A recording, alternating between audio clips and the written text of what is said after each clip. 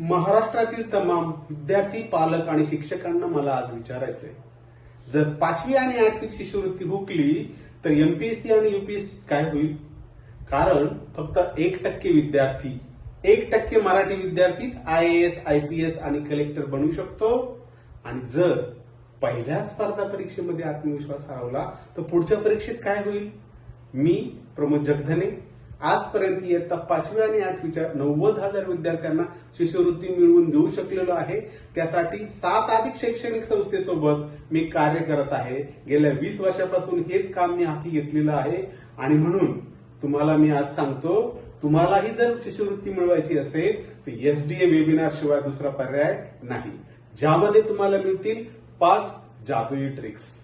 सोबत असेल 72 second EMD formula, ज्यामुळे तुमचं गणित चुटकीनिशी सुटेल. सोबत असेल फॉर्म्युला बुक, ई बुक आणि सर्व काही.